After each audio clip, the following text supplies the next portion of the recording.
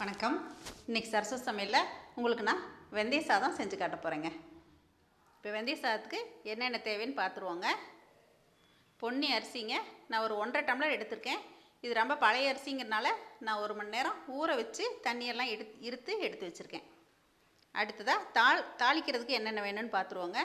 பெரிய வெங்காயம் 2 நறுக்கி வச்சுருக்கேன், தக்காளி 3 நறுக்கி வச்சுருக்கேன், பூண்டு ஒரு 10-12 பல் எடுத்துருக்கேங்க. அப்படியே முழுசாகவும் எடுத்துக்கலாம், தட்டியும் எடுத்துக்கலாம்.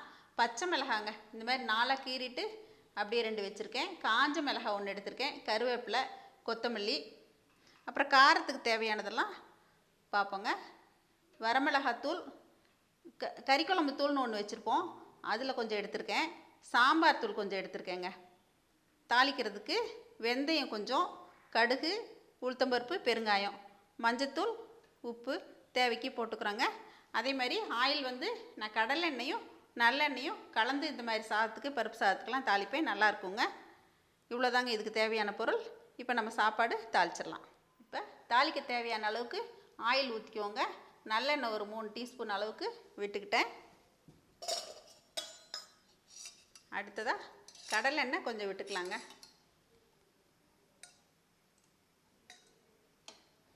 கடலெண்ணெய் ஒரு 4 டீஸ்பூன் அளவுக்கு விட்டுக்கிட்டேன். இப்போ நல்லா காஞ்சிருச்சு. ஃபஸ்ட்டு கடுகு, உளுத்தம்பருப்பு போட்டுக்குவோம்.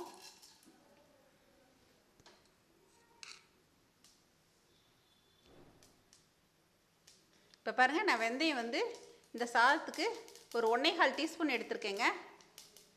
வெந்தயத்தோட கசப்பே இதில் தெரியாது. கடுகு பொரியும் போதே நீங்கள் வெந்தயத்தையும் போட்டுக்கலாம். இப்போ வெந்தயமும் கடுகும் நல்லா செவந்து வந்துடுச்சு. அடுத்ததாக பச்சை மிளகாய், காஞ்ச மிளகாய் 2ஐயும் போட்டுட்டு அடுப்பு கொஞ்சம் குறைச்சிட்டு கருவேப்பிலை போட்டுக்கலாம், பூண்டு போட்டுக்கலாம், பெரிய வெங்காயம் கட் பண்ணி வச்சுருக்கேங்க. நீங்கள் சின்ன வெங்காயம் கிடச்சா அது கூட போட்டுக்கலாம், நல்லாயிருக்கும்.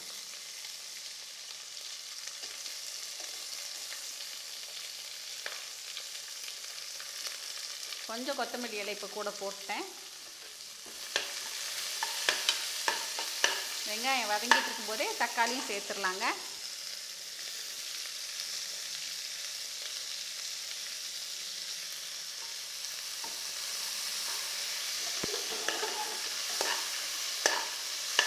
நான் இப்போ 200 மில்லி டம்ளருக்கு வந்து நான் 1.5 டம்ளர் எடுத்திருக்கேங்க.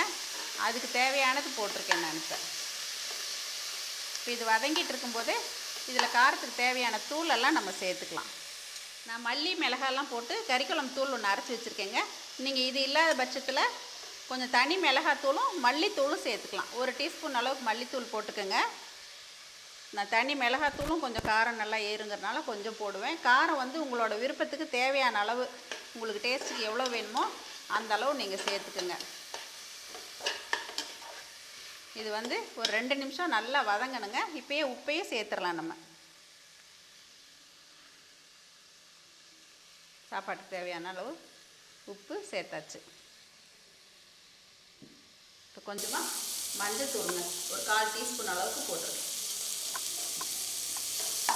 கொஞ்சம் பெருங்காயத்தூள்,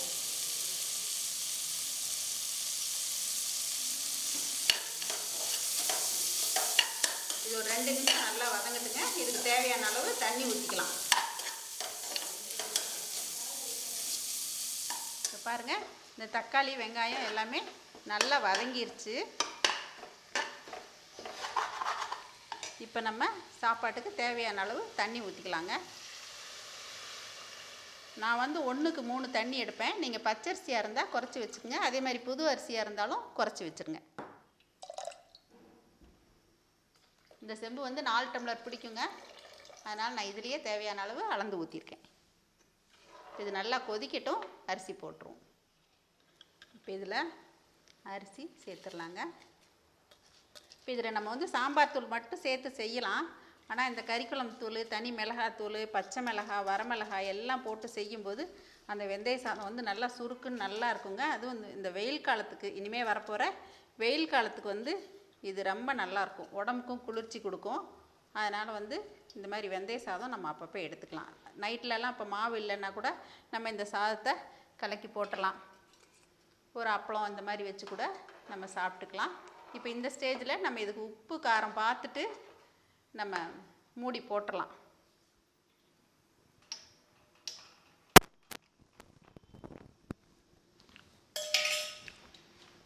கொஞ்சம் உப்பு கம்மியாக இருக்குங்க, உப்பு மட்டும் சேர்த்துறேன். காரம் இதுவே போதும்.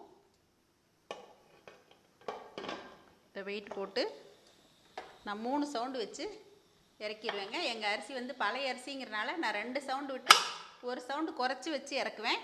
நீங்கள் உங்கள் அரிசிக்கு தகுந்த மாதிரி சவுண்டு விட்டு இறக்கிங்க.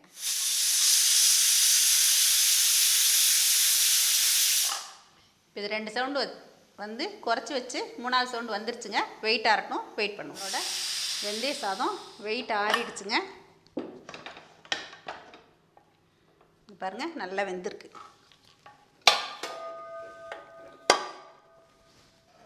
இப்போ அப்படியே கரண்டியில் பிரட்டி எடுத்துக்கலாங்க. நம்மளோட சுவையான சத்தான இந்த வெந்தய சாதம் ரெடி ஆகிடுச்சுங்க. இன்றைக்கி எங்கள் வீட்டில் வெந்தய சாதமும் அவரைக்காய் கறியும் பண்ணியிருக்கேன். நீங்களும் இந்த ரெசிபியை ட்ரை பண்ணி பார்த்துட்டு எனக்கு கமெண்ட் சொல்லுங்கள். இது வரைக்கும் சப்ஸ்கிரைப் பண்ணாதவங்க என்னோடய சேனலை சப்ஸ்கிரைப் பண்ணுங்கள். எல்லாருக்கும் ரொம்ப தேங்க்ஸுங்க.